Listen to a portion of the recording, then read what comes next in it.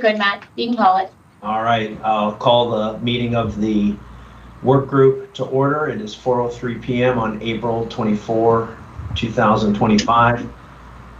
The purpose of the work group is to identify barriers to achievement for each section of the joint plan, define and assess performance indicators and expected outcomes for each section of the 2018 joint plan, agree on data elements and format required to monitor progress and compliance, and to report status on a biannual basis. The next item on the agenda is a discussion regarding returning to in-person meetings and extending the time of future meetings. I'll start if no one else wants to, but in speaking with my client, the school district members of the work group, we think there's a benefit to returning to in-person meetings. The remote meetings have been convenient, but perhaps not as conducive to progress as when we were meeting in person. Additionally, we've been limited the past few meetings several times to just an hour, and so we wanted to discuss extending future meetings to 2 or more hours, again, to try to increase the productivity and efficiency of the work group. So with that, I'll open it up to discussion to members of the work group.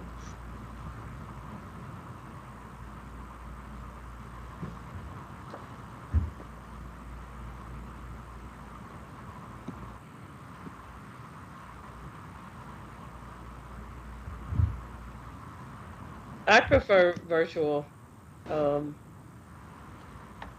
just because for me it's more convenient to have it virtual.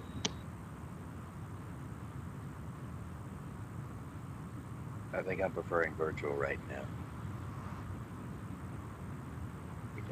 Virtual for me as well. This is Denise.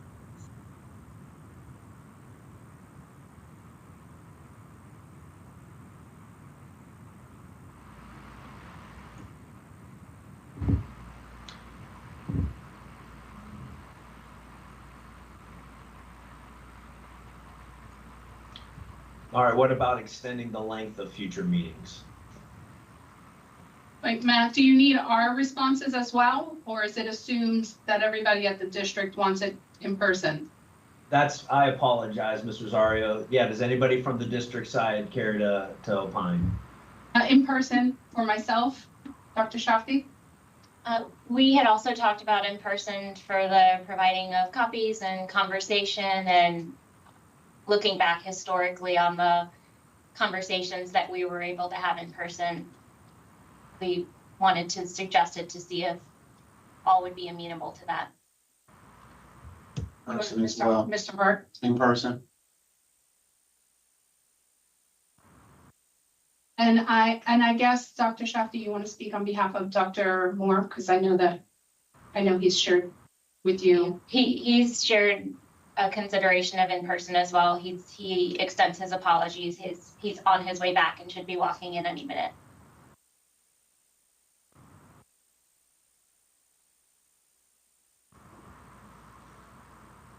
I will just say on behalf of council, I respect the wishes to go in person, and obviously we'll abide by whatever the work group wants to do. For the attorneys, it's quite a time commitment to travel to Indian River County, both for Matt and ourselves. So whatever the work group does decide, we would ask that you take that into consideration. If we can extend the work group sessions and do so virtually with success, then that would be our preference as well. But we will, of course, agree to do whatever the work group thinks is best. And Dr. Shafty, you said you'd be providing copies? I just think we've struggled. Share files, what we're accessing, to be in the same space, at least referencing when we were sitting downstairs, to project information, to talk it through, to there's something to be said about an in-person conversation that sometimes virtual can't make up for. Just on the copies, yeah, copies were great when we had the equity meeting, so that's just my comment on copies.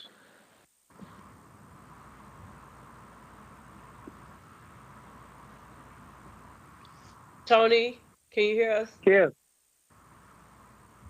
I'm here. Okay, we're discussing whether the preference for in-person or virtual meeting.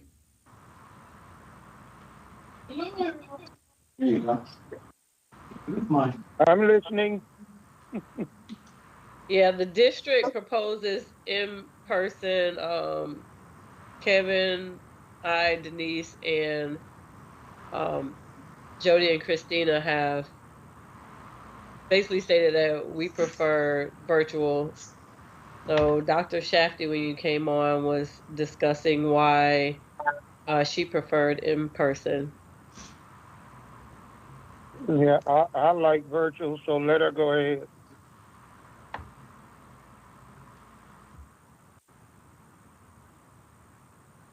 Go ahead, Dr. Shafty.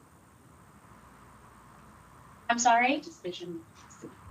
I said, go ahead. I like virtual.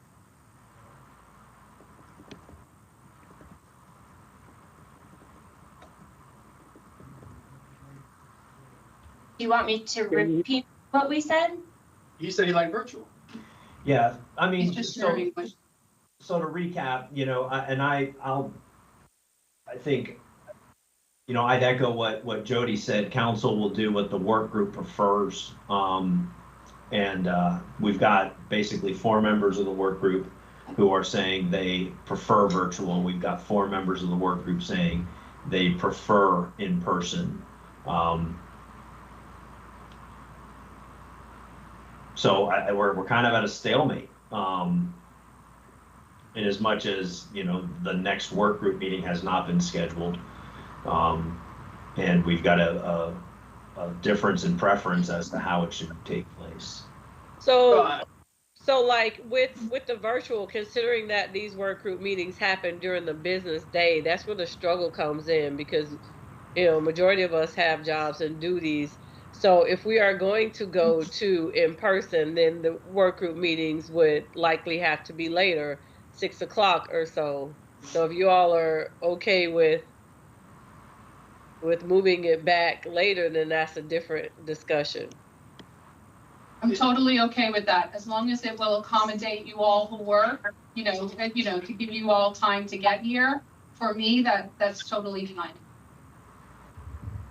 Yeah, and then when we had them before, they were in the evenings, or 6 to 8, yeah, which is fine. And actually that works out better for me than I'll never have evening events that are scheduled right after, like today, and all of the other 4 o'clock meetings we've had.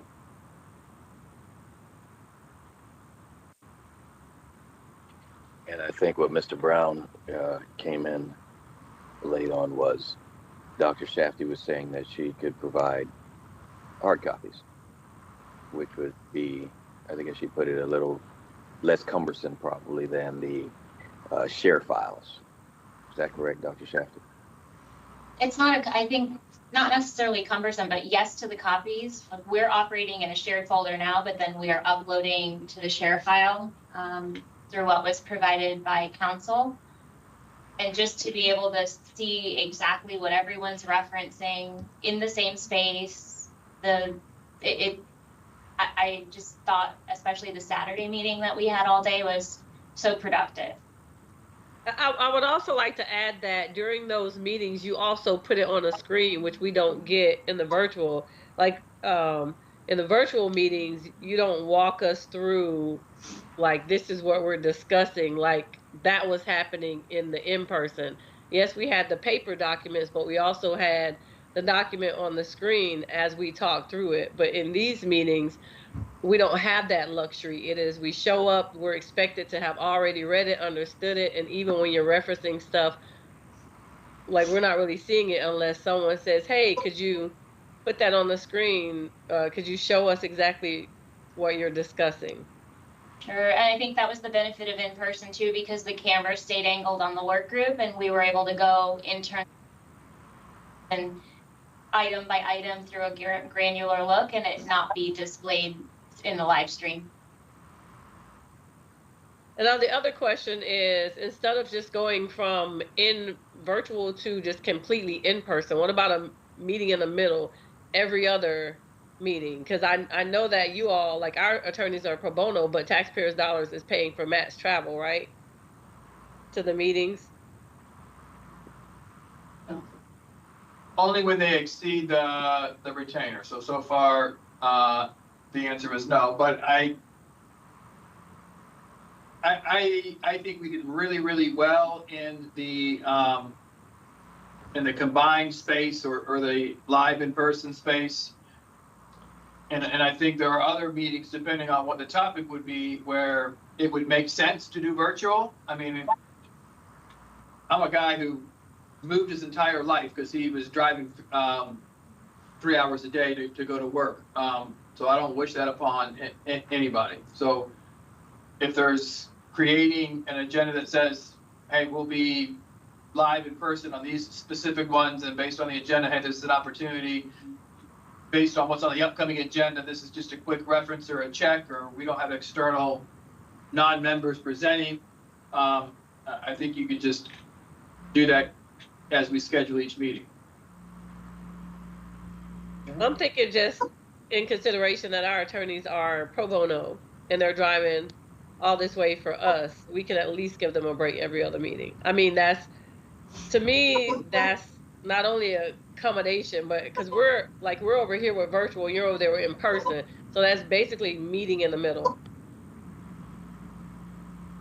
I mean, we're just together, but we don't have the benefit of being together with y'all, which is the benefit. And at my driving force is where were we the most productive? And we were the most productive when we were collectively together. Right, but you all have the benefit of not having to go anywhere. You just stay at your job, and then everyone else travels to you. So you have to take that into consideration too. Well, I'll come over to Tony's or Rashawn's. I mean, you hear him, Tony? He'll come over. Hey, he better bring this tonight. You're welcome to come to Miami. We have a new space, so we'd be happy to host all of you. I like that, Jody.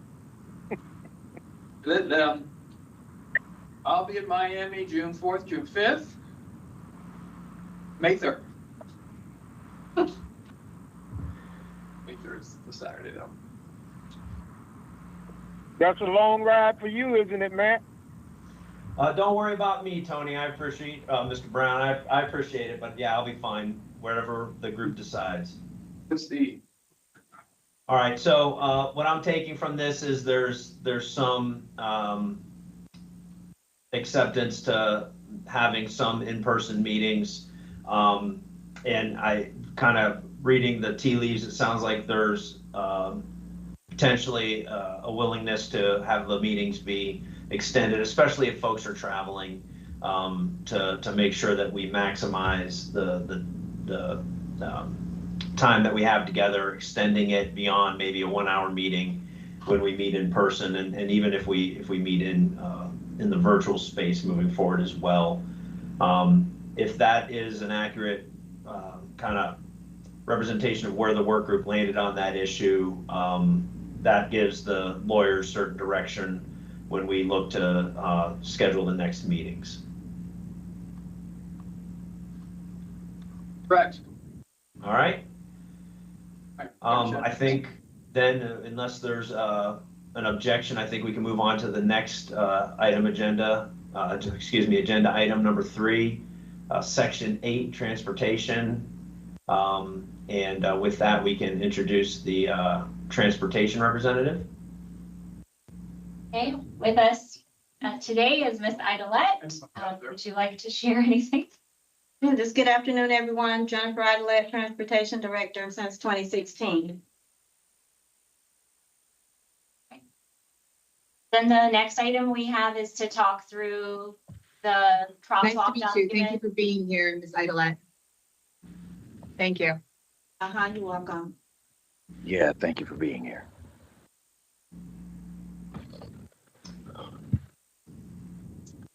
So the crosswalk document is next. The title of it is Section 8 Performance Indicators, Exhibits, and Rationale.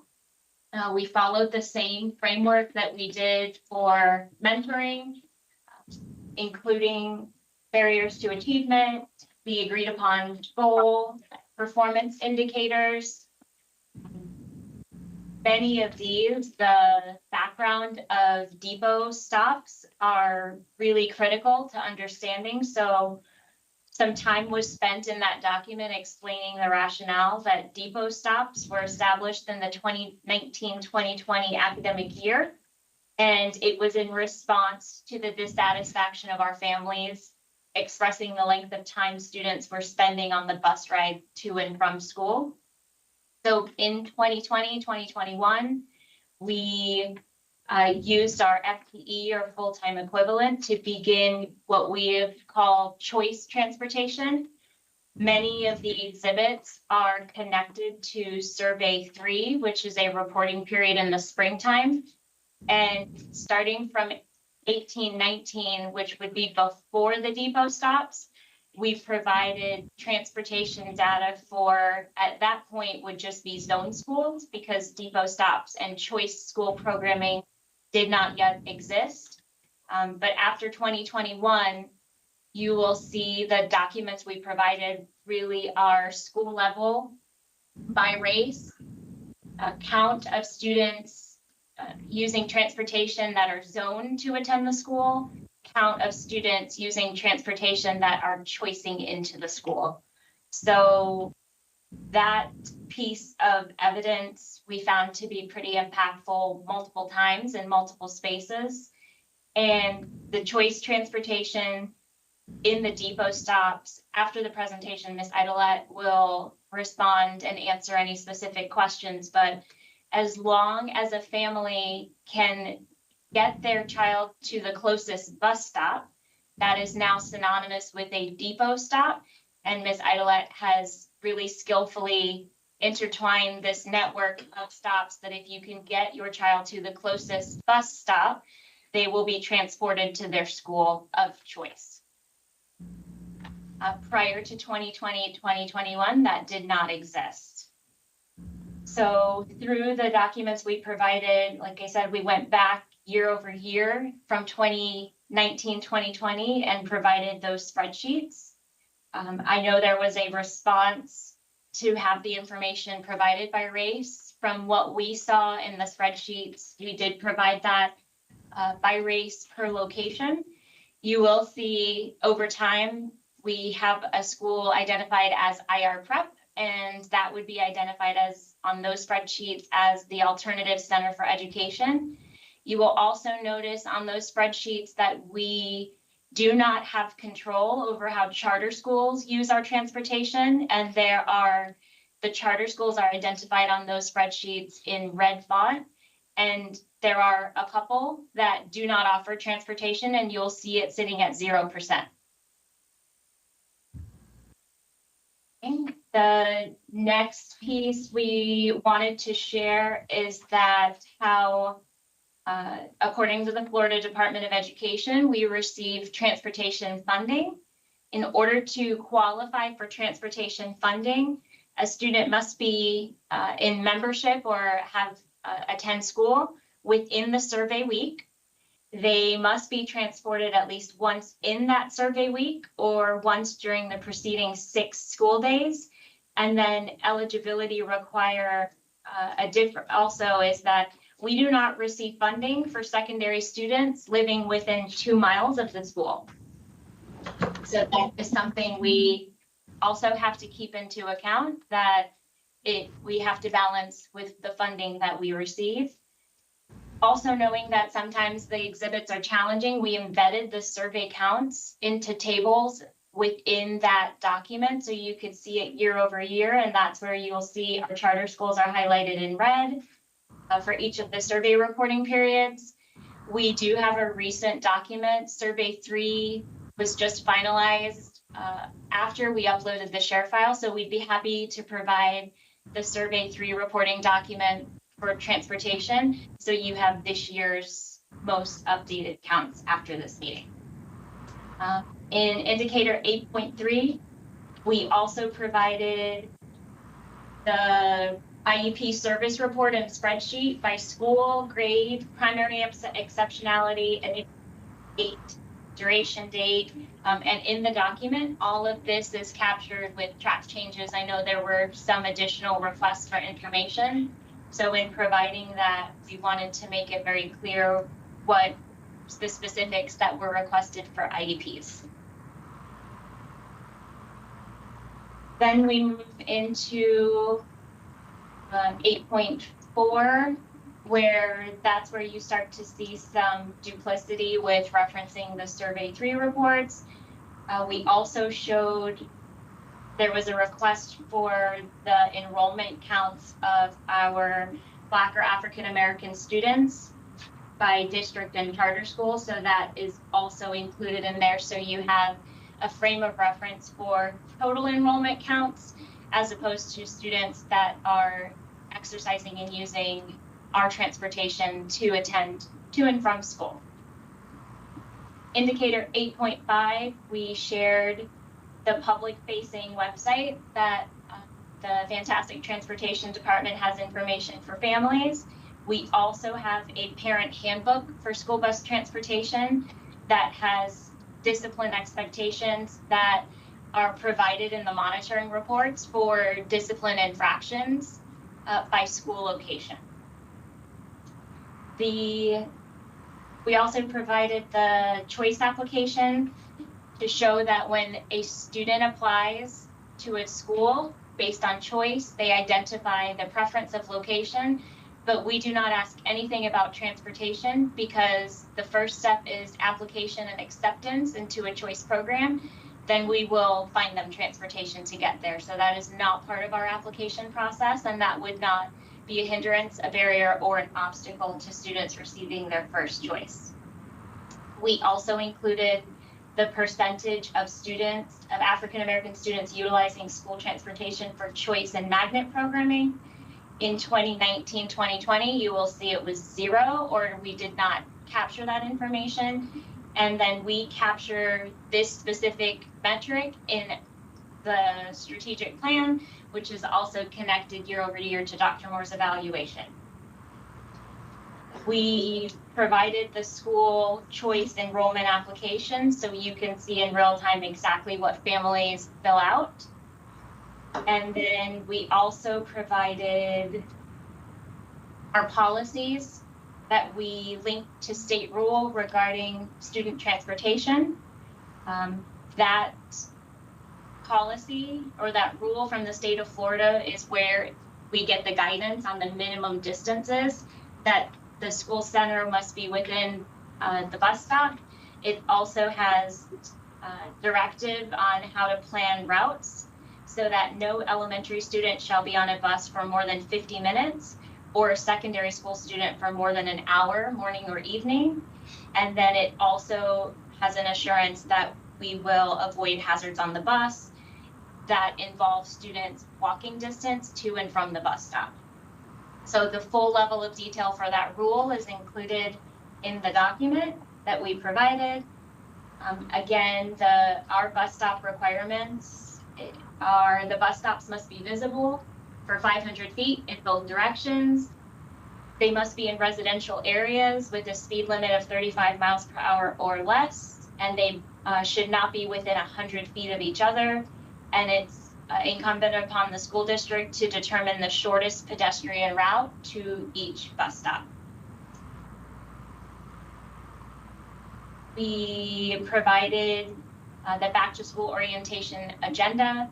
We provided technical support and professional learning dating back to 2021, 2022 to make sure that our bus drivers have CPR, first aid, active assailant, bloodborne pathogens, child abuse, general ethics, just a variety of training. We find that to be important, and Ms. Idelette does a fantastic job. I encourage you on any of the days to come to the TEC and packed house on those days.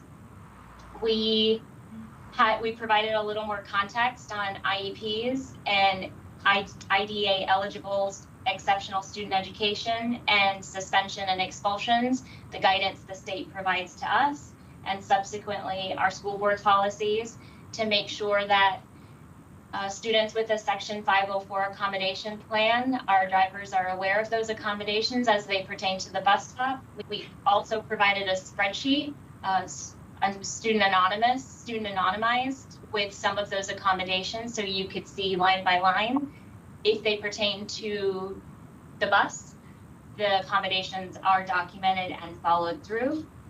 And then it's also important for you to know that transportation professionals bid on routes of interest based on our collective bargaining agreement in seniority order per that agreement. So we went through and provided really everything we possibly could find, worked hand in hand with Ms. Idolette to capture policy procedures, state law, state rules, survey reporting, any reporting mechanism that we had, and we shared that information. So open it up for questions.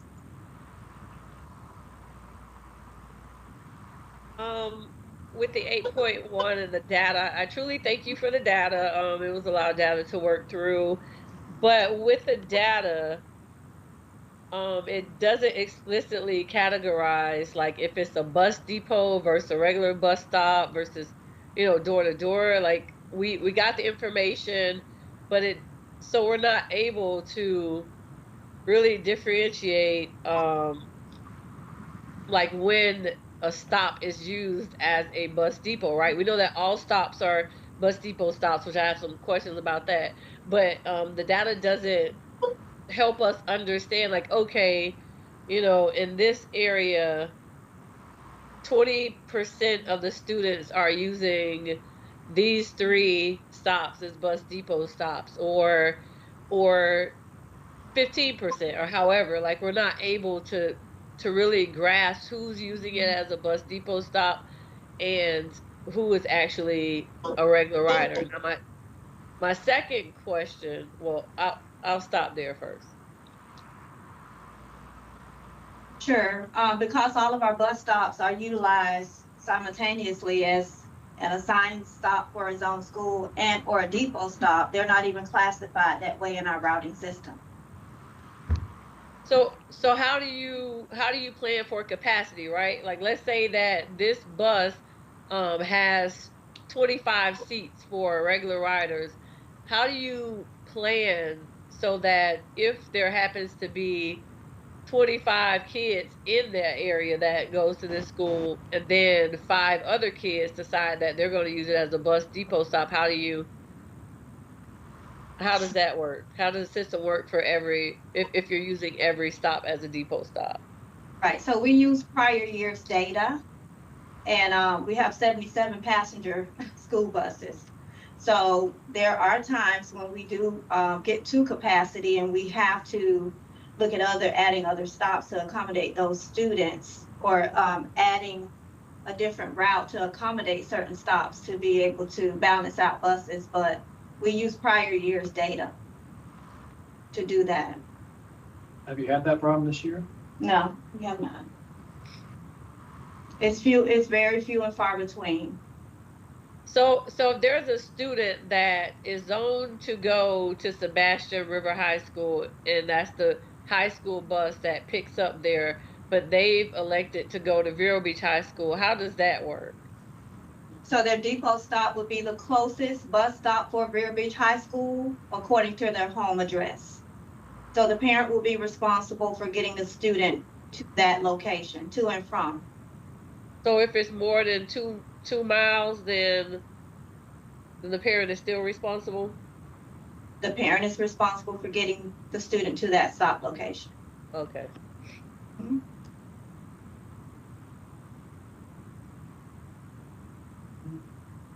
The 4 magnet schools are, what do we have? We have Liberty, Rosewood, Osceola, and those are 3 magnets, right? And then you have Beachland, correct? Beachland. Liberty, Rosewood, and Osceola. All right. Are there any kids who or any parents who elected to have their children go from Gifford to Osceola, that would be, what's the scenario there? How many kids are going from Gifford to Osceola? That's in the data that was provided to you, but we have bus stops in Guilford for magnet schools. Okay, so there are some. So which page is that? If you, while I'm asking this, so you have, I think you said you have choices: first choice, second choice, third choice. Is that correct? That's for when they're applying to a school. Yes, yes. If they want to go to a magnet school out of the Gifford area, then you have the 3 magnets to choose from, or Beachland. So are there any there? So you said the information is in there. How many kids are going from Gifford to Osceola? Were there any that were turned down? Based on transportation or choice seats? Yeah, we don't turn students down for transportation access. If they're accepted to that choice school, they're provided school bus transportation. Okay, so every student who applied for one of those schools out of Gifford, if they were accepted, then they are provided transportation. Absolutely. Okay, and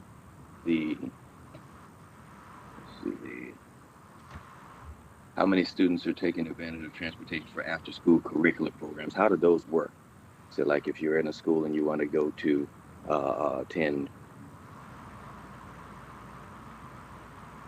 the other school for football. Yes, go ahead. So we don't have those situations. Our after-school programs, each school requests buses to support whatever programs that they're sponsoring, and we provide transportation for those students to stop locations beyond the day. So we don't have students that attend Storm Grove that need to get to Gifford for practice, for after-school activities. Okay, what I mean is if they're out of zone for that school, and that school has an after-school event, basketball, whatever it may be, is there a transportation bus for all of those events? We have after-school buses to accommodate every school's request. Yes. So again, I'm gonna go back to the Bureau. Let's say that the student lives in Fellsmere and decides to go to Vero Beach High School. There's a bus that will take them from Vero Beach High School to Fellsmere.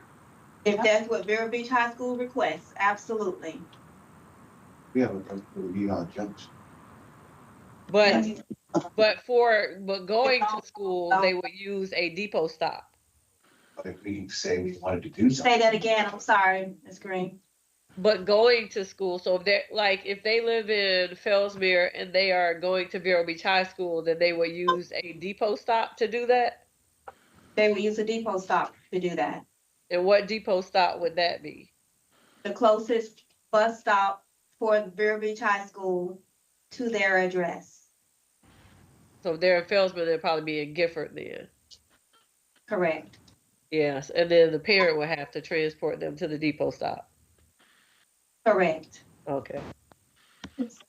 Can I just interrupt? I think there's, and Ms. Idolette will correct me if I'm wrong, I'm sure.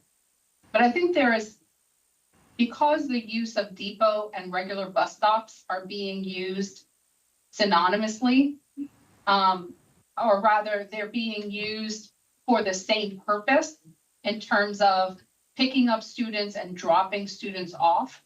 What I'm hearing in the questioning is predominantly about depot stops, but really depot stops are just regular bus stops. Yes. The use of the words depot stop began when Dr. Moore came on board and opened up, and we as a board opened up more seats for choice, for school choice. So parents who wanted to send their child to a school outside of their zoned area. Yeah, we're aware. Able to send those students to a quote unquote depot stop, but essentially it's just a regular bus stop. Yeah, we're aware of that. We specified depot stop because it means that they are taking advantage of choice And we are Correct. trying to see if there's a barrier when parents take advantage of choice. That's all. We're aware of the definitions. Okay. And the best way Thank you. probably to assess that is to look prior to the change in policy where we created the courtesy of depot stops. We weren't doing it before. So any student who's participating in a choice or in a magnet school or a choice program through a depot stop is in fact or using the depot stops.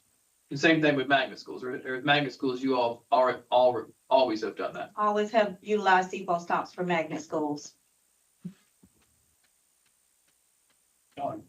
So essentially, every student receives transportation at all times per their parental request. A Correct. parent requests it, the student gets transportation no matter where they are, no matter what race, no matter what school. I mean, apart from charter schools within our public school system. Is that correct? Is that accurate to say? We provide access to school bus transportation for every student based on the parent's choice. That's correct. But the parent has to get them to a spot that's already zoned to go to that school. If electing to attend a choice school. Right. With most districts, zero transportation. No, probably all. Yeah, other school districts don't even offer choice. Transportation. But they have the three choices, right? You have to put your first preference, second preference, and third preference. Is that correct?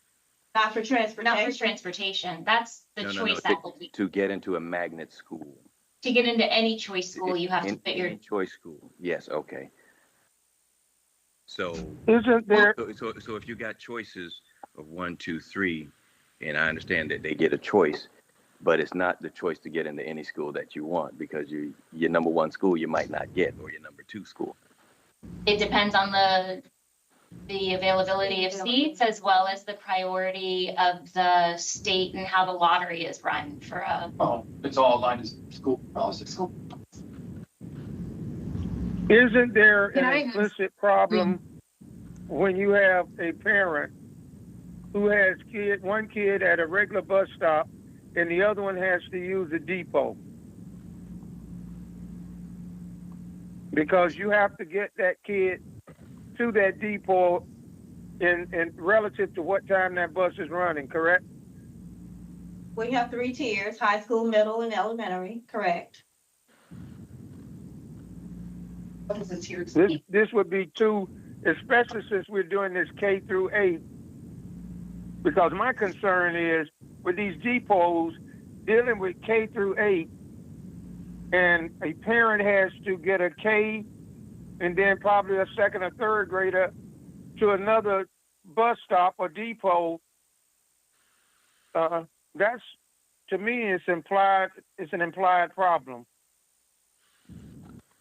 If a parent chose to send their son or daughter to a choice school outside of their neighborhood school, that bus depot stop may be something they would have to drive to.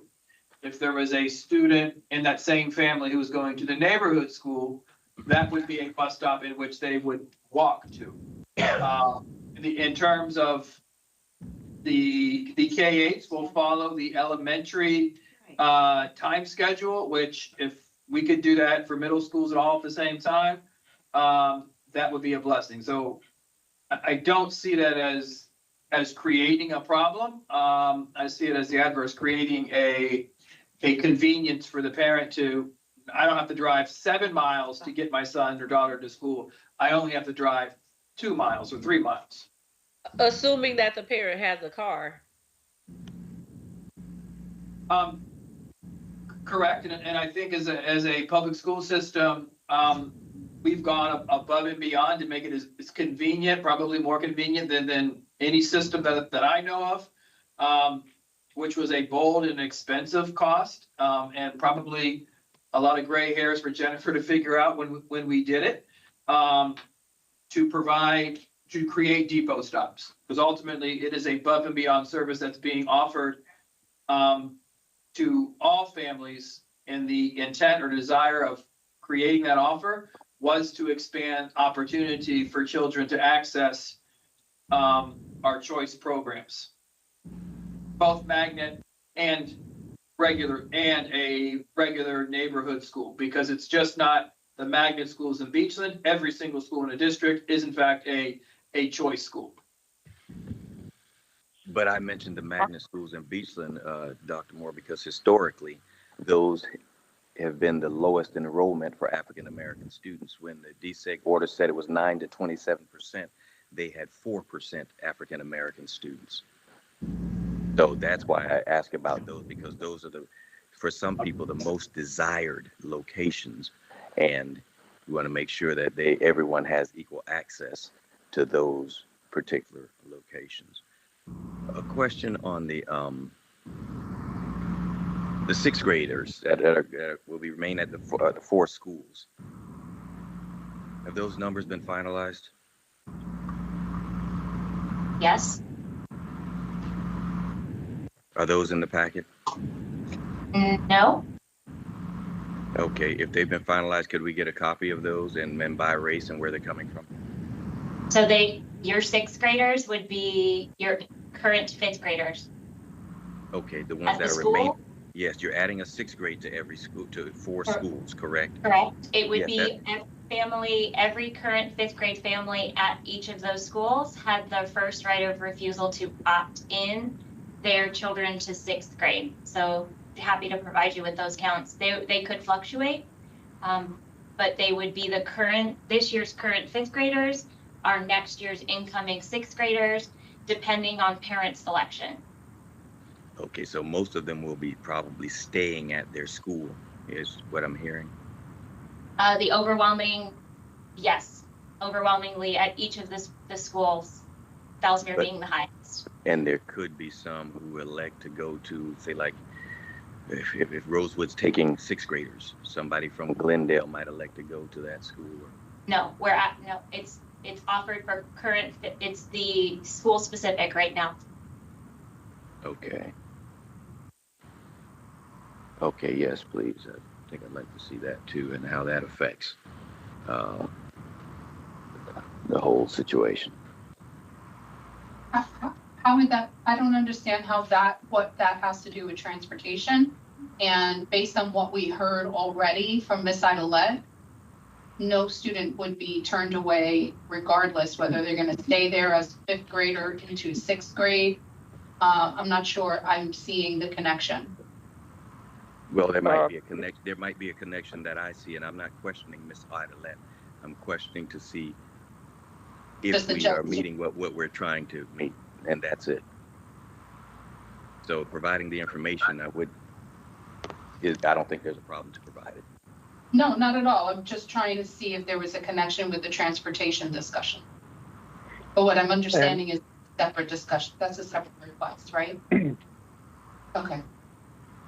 I would, if I could, also, no reference to Ms. Idolette, but when we look at the totality of what's being done, I don't think due diligence was done with the possible flaws in the whole process. You know, so you're going into something that has never been tried. You've given Ms. Idolette a humongous job to try to orchestrate something that's not been done, and not knowing the intricacies, the faults, or whatever that may occur.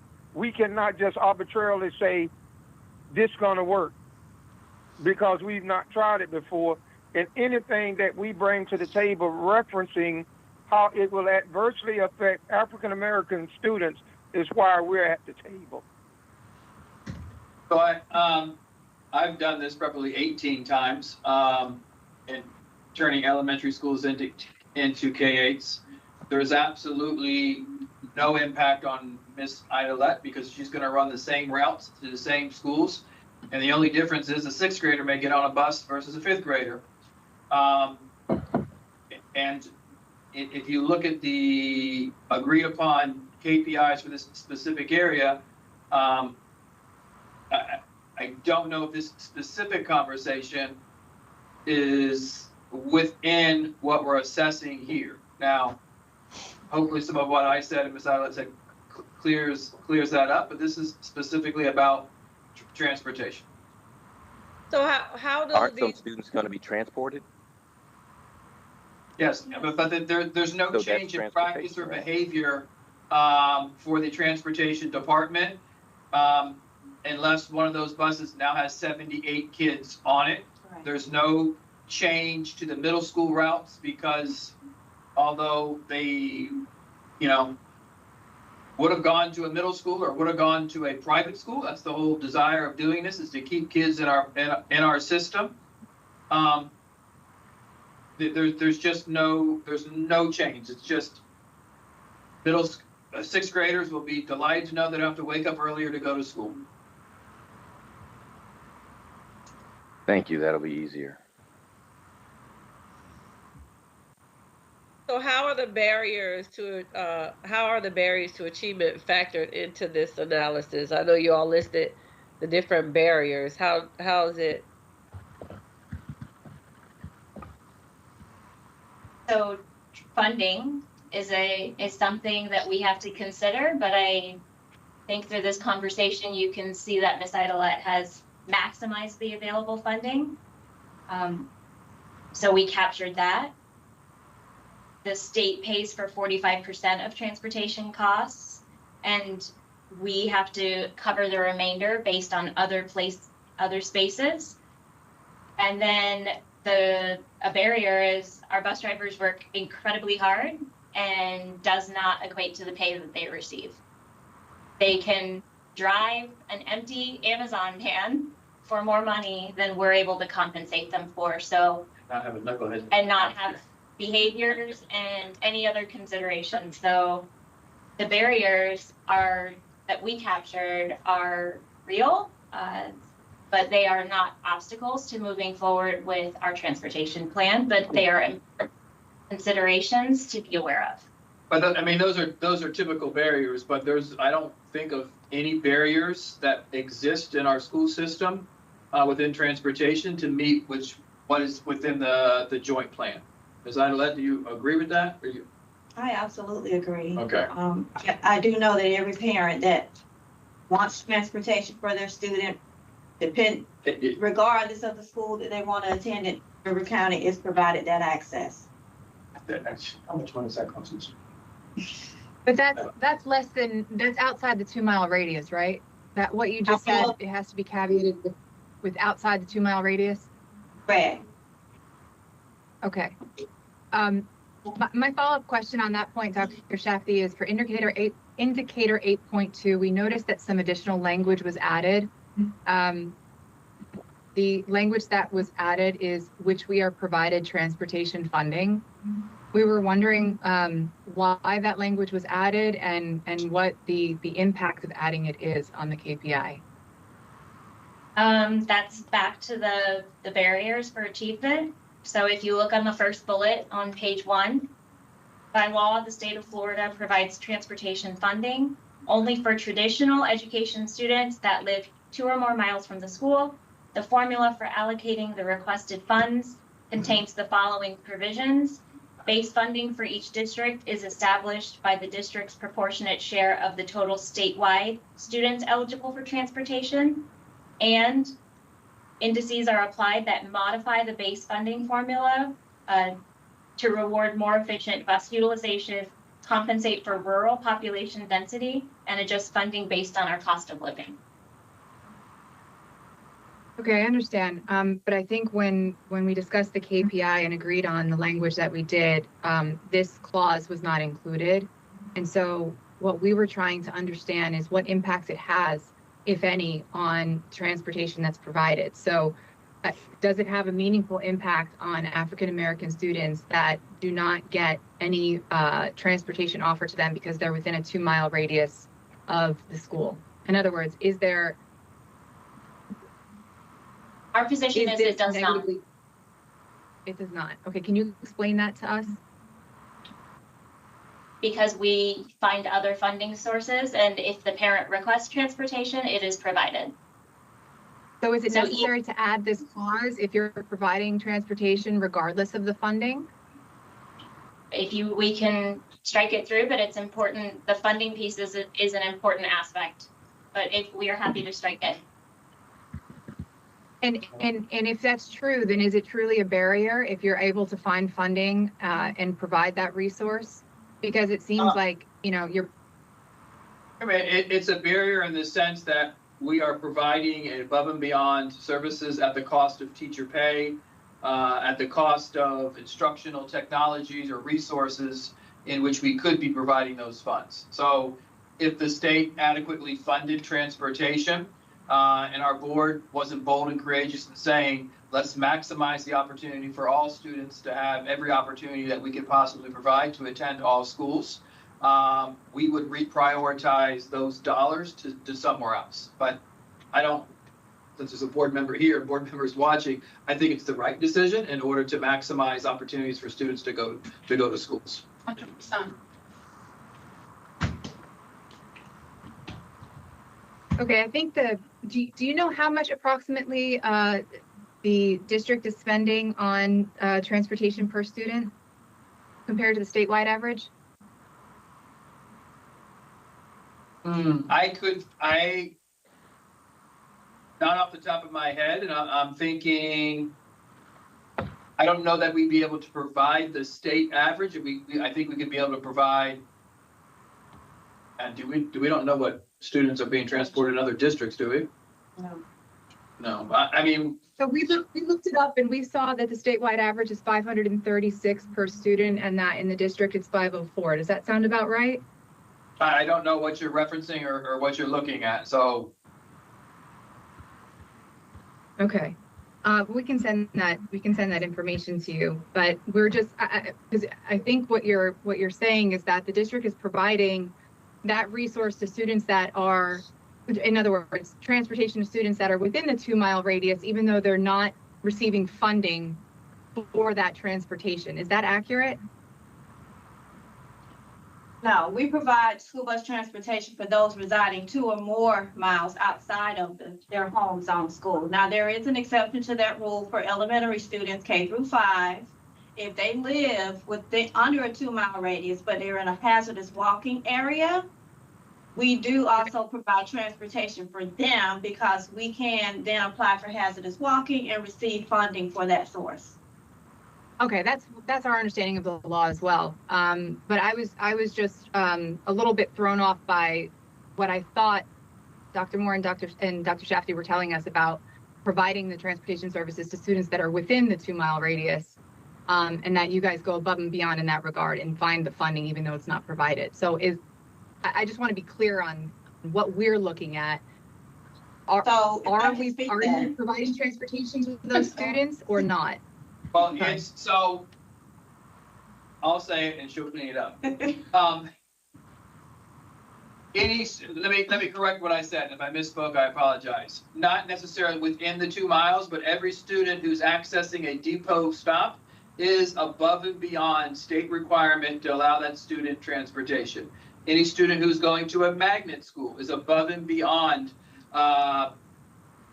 convenience funding for that student. We're not required to that based on state funding. It is an above and beyond priority established by our board in order to maximize access to those particular schools. Now, within the 2 miles, as Ms. Idolette will say, is we historically have done that, and this year, they call it a convenience stop. We've kind of pulled all of the parents and let them know that we were going to remove the convenience unless they worked with Ms. Idolette and her team to determine a hardship, which was a lot of work because there was a lot of hardship. Right, and I can give you a good example, especially related to what we're discussing now. Orchid Grove for Gifford Middle School is under a 2-mile walk. But because they would have to cross US 1, we did keep that stop. Now, there is nothing that says that we had to because we know students, they're on the road on the weekend crossing US 1 independently anyway. But because we saw that as a need, we kept that. But every student that we transport and from that stop, we receive no funding for, but they take up seats on the bus. So there were case-by-case scenarios, secondary schools, middle and high school, that we did have to review and make those decisions on, and those are called courtesy riders. So we do, when there's an express need, honor courtesy riders, but we do not receive any funding for those students. How Dr. Moore, I many- think, mentioned. Oh, go ahead, Tony.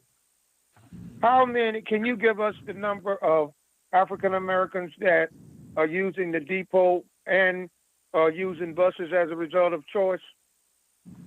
That's provided in the every annual Survey 3 spreadsheet. So I have 2020, 2021 open. I see the first 1, 2, 3 lines are what would have been ACE that year. I have a Black, non-Hispanic, other, white, non-Hispanic, and any other race is next to that. The total enrollment is the third column. The total transported is the next column. And then it will give you a percent transported. And then it further breaks it down as you move across the columns for total choice enrollment, total transported choice enrollment, and percent transported choice by location, by race each year. So for example, Tony, in 23, 24, approximately, this is from our calculation, so Dr. Shafty, correct me if I'm wrong, but approximately 24% of students are participating in school choice. And of those, approximately 24% are taking the bus. I can't be right though. Are you looking school by school? I have that spreadsheet open. School choice, just choice. No, I'm looking at the total. So that year, 4,000 students. The lines at the. that year, there were, 1 second. Doing school choice, and 24% are getting transportation. 4,065 students. Yeah, that's correct. Out of a total of 16,796 students. So my math is 24.2%. We look at it school by school, so I'm sure your math is correct. Well, 60. I'm a lawyer, so don't be so sure. But okay, so I just had one follow-up question on this before I know it's 5 o'clock, but something that I did want to get in. You've given us the information on the amount of distance on the buses. So we have the miles. Do you have information on the amount of time that each student is on the bus? Because if they're using depot stops, I would imagine that the bus is has to drop off at various schools along the way. So do you have a total time on the bus? Like, in other words, you've told us that they can't be on for more than an hour. So that must be tracked somehow and somewhere. Right, average tier times are 30 to 35 minutes. The students are on the bus from pickup to their stop, pick up to school, and pick up from the school to their stop, the entire tier. Do you have a data set that you can provide to us that lists that information by student? By student? No. No. How, Not by how do you student. know that it's 35 minutes on average if you don't have a student by student? That's it's the entire tier, so that would encompass all the stops for that high school, for that middle school, for that elementary school. So, But we, okay, so then you could provide like the route times then. I provide route times, yes, Okay, yeah. but not by student. No. All right, I apologize, but I've been asked to make sure that we end on time, and it's now 5:02. So is there now, before No, we I'm just, just- well, I'm sorry. Go ahead, go ahead. Not Sorry, Matt. Dr. Moore, I appreciate it. I just wanted to ask one quick point was that I think, Dr. Moore, you had mentioned that there were polls that were taken. I don't know if those were formal, who was responsible for them, where the results of those are located. But if you have those polls that you're also able to send us, then that would be great. In addition to any other polls or surveys that you've taken of either parents or students as to, ease of the transportation provided and any burden on them. Thank you. We schedule meetings about the things that I say, and I don't recall saying anything about A poll. a poll No.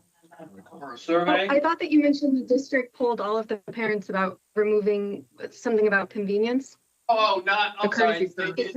They pulled it, they had to contact Ms. Idlet, sent home a notification saying that we are not providing the courtesy stop in the upcoming school year. And if you believe there is a hardship, please contact the school. So I just know in meeting with Ms. Idlet, there was a number of parents who were able to, as she documented pretty clearly, that had us provide that continue to provide that transportation, even though there was no funding for it. And then my question is there any I don't know, Dr. Shafty, is there any pending information that we need to provide? Because if not, that would close the door on transportation, and we could. Well, Dr. Moore, if I may, I think it's even, I mean, I'm sure Dr. Shafty has it, but I mean, Ms. Idlet is here as the director. I mean, I'm sure she could very easily confirm that all of the indicators, all of the information for the indicators, the data for the indicators have been provided. I think so. On 8.14, disciplinary. Yeah. Do we have, I see references to code of student conduct and disciplinary processes outlined, but I don't see any monitoring reports or any information on disciplinary referral data by race or the review procedures, how you do that. Is there a report on those, or how many, how many students were written up each bus, or by race, how many black students, how many white students? Because we do look at discipline, so we look at discipline discipline in a couple of different. Sorry, Dr. Shafty. It's in there.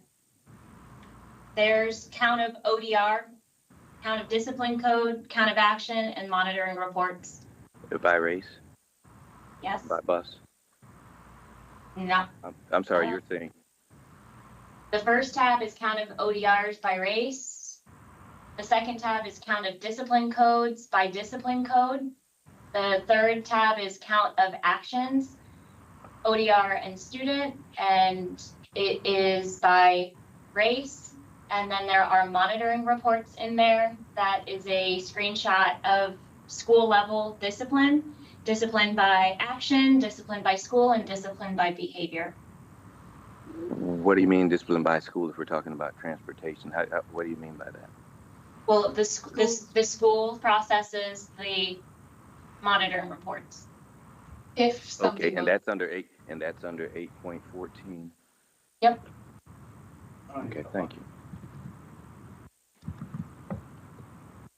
And now she's bringing money. Because it doesn't hurt us at the end of the day. So, all right. So I mean, I was saying if there's no more, we feel we're in a really, really positive place with transportation. So do we have consensus that we've met the criteria for transportation? I don't believe so. We don't have much extracurricular information if the school requests. I mean, so where's that data to show if the school requested or didn't, or if students rode or not? Do we get that from the school? And then also with me is concerning is we have choice and we say choice is available to everyone, but then parents have to drive to the stop. So that's still a barrier, because if I don't have a car and I live in Gifford and I want my kid to go to Fellsmere Elementary, now they're stuck at Dodgertown, so is transportation is a barrier when it comes to like those situations? Or I live in Fellsmere and I want to my kid to go to Vero Beach High School and not Sebastian, then I have to drive them to Gifford. I mean, I understand the funding of the issue, but it's still a barrier, right? We just don't see it that way, but I respect your opinion. Yeah, there's requirements that says in terms of, are we providing for one and providing for all? And the answer to that question is yes. And I think we've established that the level of transportation to a choice, a parent choice regarding where to educate their child is drastically enhanced in terms of the offering because of the depot stops. And in the extracurricular, I think, if I'm not mistaken, we'll capture that within the extracurricular section. But it's still transportation, and so we can't exclude something that overlaps in both sections and say, okay, we'll just cover it here. It applies to both, right? It applies to extracurricular, but it also applies to transportation. It's KPI, sorry to interrupt, Michelle, but it's KPI 8.10. Okay, all And right, if helpful. I think we didn't see, I didn't see any data provided on the extracurriculars on this, but maybe I missed it. Is there a list of, as Ms. Eilert said, the schools that are requesting buses for extracurriculars for their students, and which ones are being provided with those buses? Like, do you have data on that? Because what we got for 8.10, we just didn't get anything in that one. So that indicator is the district shall ensure non-discriminatory access to busing for any services, activities, and programs. So what we provided, that was our policy. That references the B. Okay. But what I'm asking for is the data, because I understand from what Ms. Eilert said that you do provide busing for extracurricular activities, and you get those students back to the depot spots at the request of the schools. So I'm assuming that there's some data on what schools have requested busing for extracurriculars and what buses are provided. Maybe not, but I would just assume that exists. We have to make requests to you, to our secretaries, the funding piece is established. So yes, to answer your question, yes.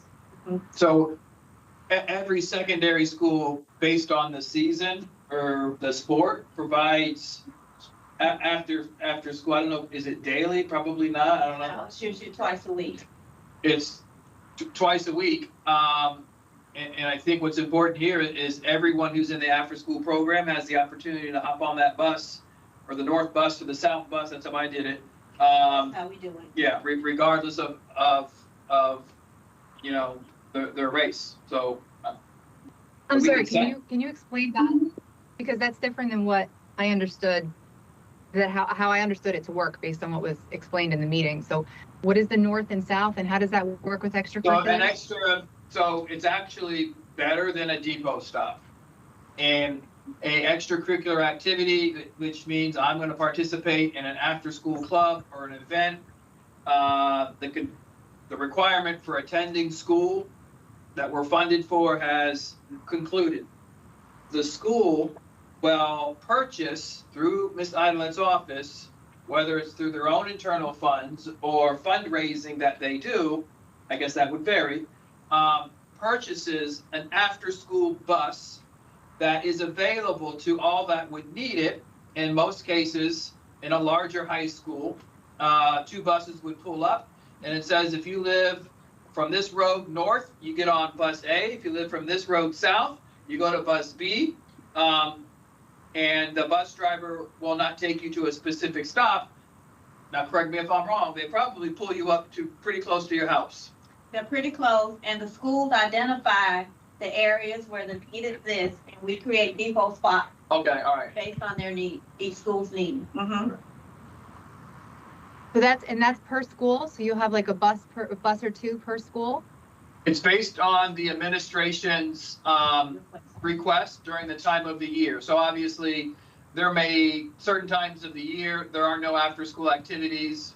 We're probably getting ready to wrap up spring sports, and there will be no bus requests. But, the last week before break, there's probably no request. But it's based on the season and after-school activities, and based on which schools would need transportation home to maximize the opportunity for kids to participate in after-school activities. Do those buses make multiple rounds? So for example, if activities get out at different times, it's not like a one and done, they keep doing rounds, or how does that work? All the club activities, all the school activities end at the same time. So all the students are exiting the school at the same time. Got it. Okay. So during football season, you said it's twice a week? Yes. But it's not based on football season per se. It's based on the academic programs that the school need. Okay, so yeah, So I was, yeah, so it's a number of days that they request. Some schools do 3 days, some schools do 2 days, but the majority is like a Tuesday, Thursday, or yeah, Monday, Wednesday, yeah.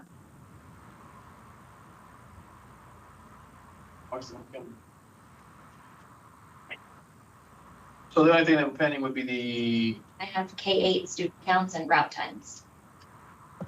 okay, so route times will be. And if you have data on the buses and that we can see supporting what you've just told us, just so that we can put eyes on it, that would be great. And I think same with the polls that were mentioned. Those bear, I mean, you brought them up, so they must bear directly on the KPIs. So I think we could maybe take a look at those too, if that works. Sorry, we were talking. I didn't hear what you No, I said. think what we can send you is the notification that Ms. Idelette sent to those parents. I think what would be more important is the results. The results. Yeah, the from response. that. The responses from that. Well, the response was a telephone call to her office. Wasn't a poll. Okay. And have you taken any notes of those, Ms. Edla? So we have notes of the courtesy stops that we did keep in play. So yes. Right. And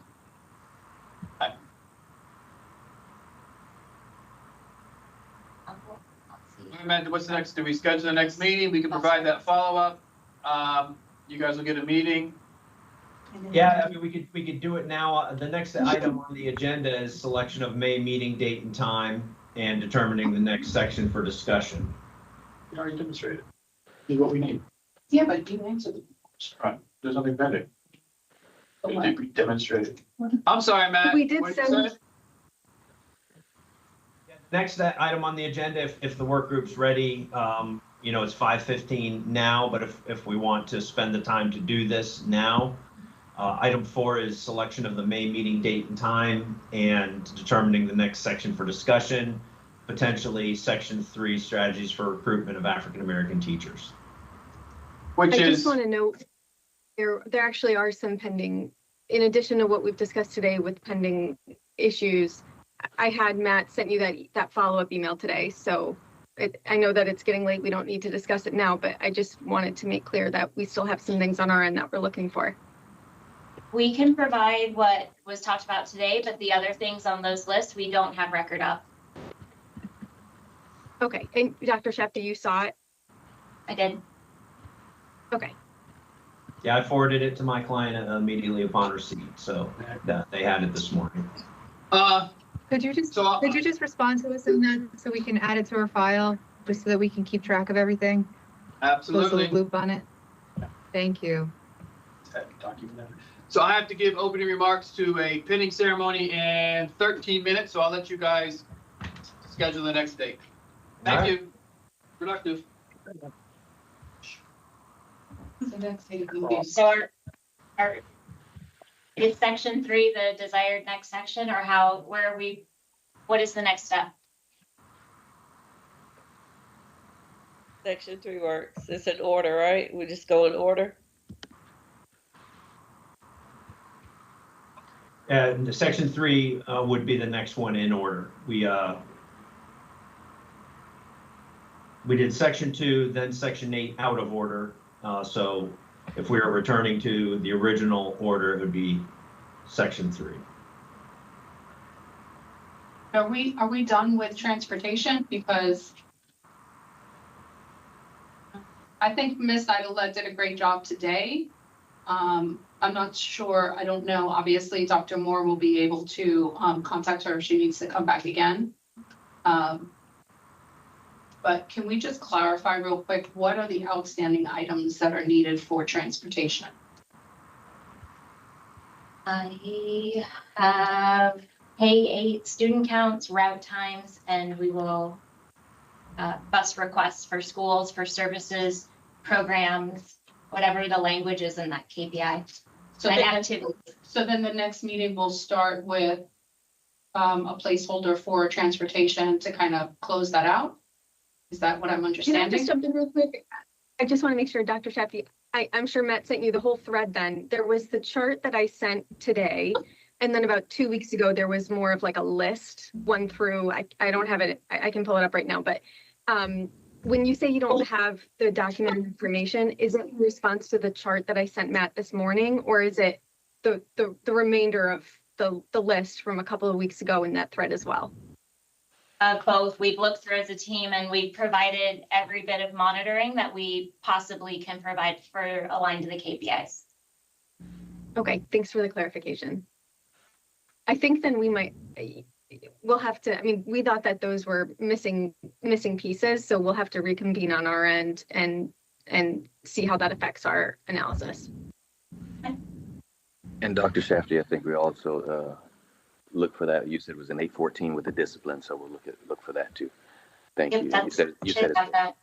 I Okay. noticed in the share file, some of the naming conventions didn't stay the same way once I uploaded it, so I don't know if that was just my view.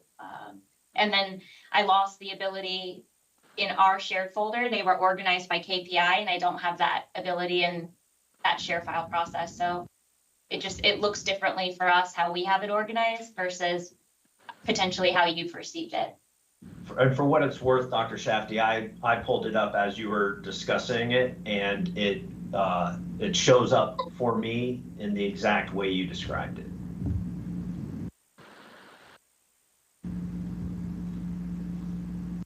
When you say it, what are you referring to? You pulled it up. The exhibits for indicator 814. Because we talked about 810 and 814 too. Okay, thank you. Yeah, it's in there too, 810 and 814 for all of them really, but specifically 814 because that was the one we were discussing. All right, so Ms. Rosario mentioned perhaps making a note to start the next meeting with maybe a wrap up of Section 8. Is that the work group's desire? My opinion is, Mashawn mentioned earlier, with all the data that was thrown at us, it would not be responsible for us in this moment to jump to a conclusion, but to let us confer with what we did here today and come back. But to say a wrap up, I don't concur with that. There's also outstanding requests too. So I think what might be helpful, just so that since not everybody might have the email that we had sent Matt in front of him, Dr. Shafty, I hate to ask, but do you mind reading those requests off for the record that we had requested so that it's clear? Just if we come back to this video, what we'd asked for and then what was not accounted for, that, you know, whatever you said, you don't have the information to provide us. Do you mind reading that list? Like the original list or the the original list? It's encapsulated with the. With respect, I don't think that's an appropriate use of the work group's time. I think it is because we have Miss Eyelet here, and though Shafty says that they don't have it, Miss Eyelet may have input and be like, oh no, we do have that, we can provide that. And so Okay. When I sent it to Miss Eyelet in preparation for this, and everything that we collectively had, we are in agreement that we've provided everything we possibly, the way we keep track of it. There are instances where there are phone calls, and I don't know how we would capture some of that information. And some of our responses as well, we didn't know if it was the formatting, because there was a request for information to be provided by race. And when we look at the spreadsheet, we do see it by race. Okay, so, I think, and if it's okay, it'll just take a moment. I'll just say for the record that what we had requested that's unavailable is we'd been concerned about the 2019-2020 data set. I told you, Matt, I'd get back to you on my math on that. student level information containing the student ID or anonymous ID, race, ethnicity, home address, zip code, enrolled school, zone school, distance to school, time in miles, mode of transportation, school choice participation, exception status, time of pickup, time of drop off, how many buses taken to each destination. Item 3, demographic and economic profiles of students within the 2-mile radius, and data and analyses of attendance and participation differences linked to transportation access. Request number 4, documentation or monitoring records verifying equitable application of exceptions provided under policy 8600, disability accommodations and hazardous routes. Request number 5, comparative data on transportation budget allocations across schools and their different demographics. Request 6, data related to route reliability or transportation quality, and if it varies across demographic or socioeconomic groups due to staffing shortages. Request number 7, data or trends comparing Survey 2 and Survey 3 ridership metrics, particularly specific differences that we pointed out. Request number 8, transportation routes and student data for school choice students, including again, specific data that we pointed out. Request number 9, ride time data for students. Request number 10, data related to actual pickup locations and equity with respect to pickup location. Request number 11, data and policies related to after-school activity transportation, including data related to compliance with those policies. Request number 12, data related to compliance with the policies provided with respect to KPIs 8.12 and 8.14, as well as I won't read the chart with the summary of rationale for various of these requests, but just noting for the record that those are the requests that our side made for which there's no response. And then I'd like to point out that the request for the demographic of those within a 2-mile radius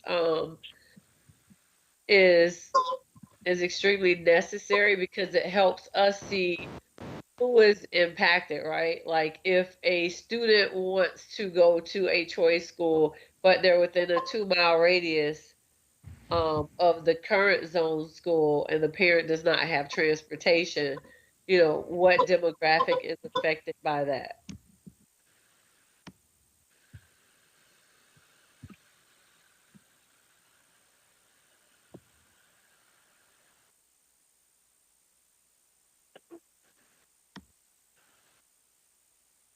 All right, so we want to talk about the next meeting date and time and the topics for discussion.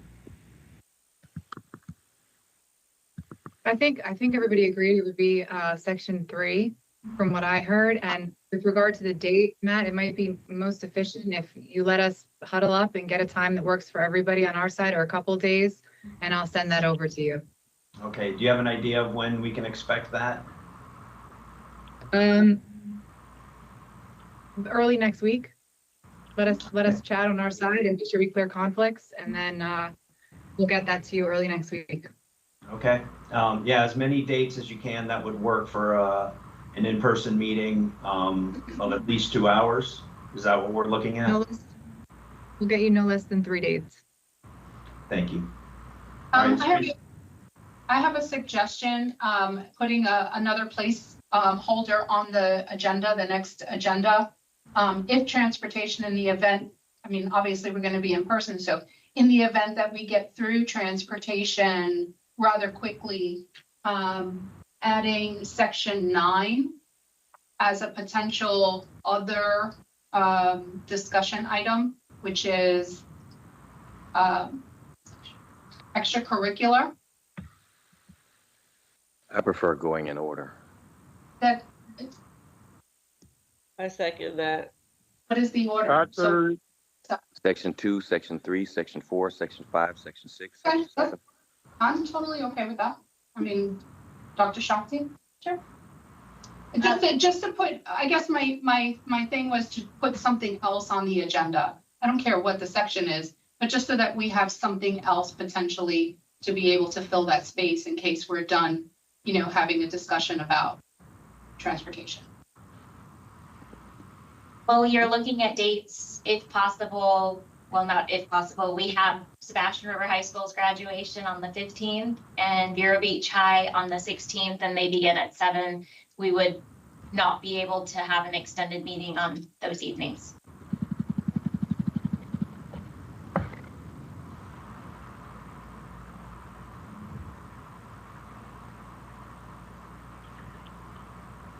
All right. So I will wait to hear from you guys at Baker McKenzie regarding your clients, you and your clients' availability in May, early next week. And we can finalize an agenda at that time. Is there anything else from anybody for the good of the order? I just want to thank Ms. Idolette. Thank you for coming today. Appreciate it. No worries. Awesome. Thank you very much. Thank you for coming Thank to you, Ms. Idolette. past 4 meetings, right?